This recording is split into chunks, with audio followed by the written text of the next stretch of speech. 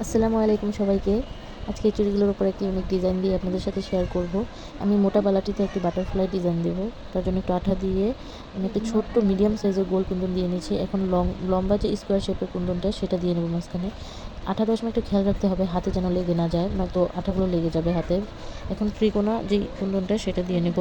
এখন দুই পাশ থেকে বাটারফ্লাইয়ের যে পাপড়ি, সেই পাপড়ির শেপ দেওয়ার জন্য গুল একটু লম্বাটে যেই কুন্দনগুলো আছে সেটা বড় সাইজটা এবং ছোট সাইজটা দিয়ে নেব।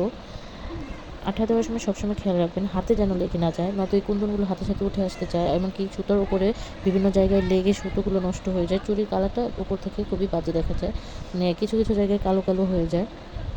এখন শেষ, এই তো বাটারফ্লাই 4টা দিয়েছি। এখন মাঝ বরাবর একটু হালকা ডিজাইন দিব, যার কারণে ফাঁকাগুলো একটু ভরাট হবে, দেখতে সুন্দর লাগবে। এখানে আমি ফার্স্টে লম্বাটে যে চারকোনা স্কোয়ার শেপের কুন্দন আছে সেটা দিয়ে নেব। দুই পাশে দুটো ত্রিকোণা যেই কুন্দনটা আছে সেটা দিয়ে দেবো। এভাবে চারপাশে 4টা দিয়ে নেব, তাহলে শেষ এই বালার কাজ। এখন এই হাফ পলাটিতে আমি একটি ভলিউম দিয়ে এস শেপের ডিজাইন করে নেব। এই ডিজাইনটা করতে খুবই কষ্ট হয়েছে, কারণ আগে আঠা দিয়ে সেই আঠার উপর আস্তে আস্তে ভলিউমটা ঘুরিয়ে নিতে গেলে হাতে অনেকটা আঠা লেগে যায়, যার ফলে আঠাগুলো ঝরে যায়, এমনকি হাতে বারবার লেগে উঠে আসতে চায়।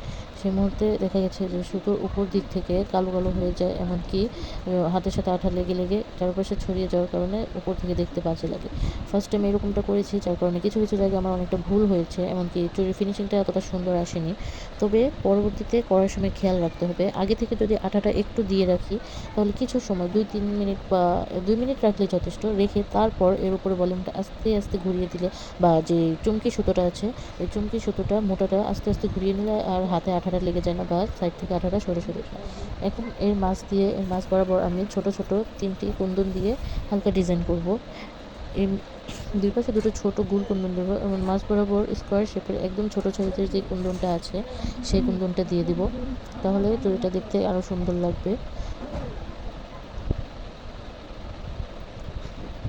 এভাবে পুরো চুড়িটা আমি কমপ্লিট করে নেব। চারপাশে প্রতিটা গ্যাপে গ্যাপে এভাবে কুন্দনগুলো বসিয়ে নেব। কুন্দনগুলো বসানোর পর চুড়িটা দেখতে আরও বেশি সুন্দর লাগবে।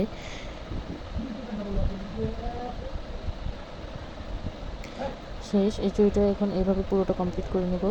কমপ্লিট করার পর চিকন চুড়িগুলোতে আমি আগেই ডিজাইন করে নিয়েছিলাম, কিন্তু সেটা ভিডিও ক্লিপ করতে আমার খেয়াল ছিল না, বা সময় স্বল্পতার কারণে আমি চিকন হোয়াইট চুড়িগুলোর উপরে ভিডিও ক্লিপটা নিতে পারিনি।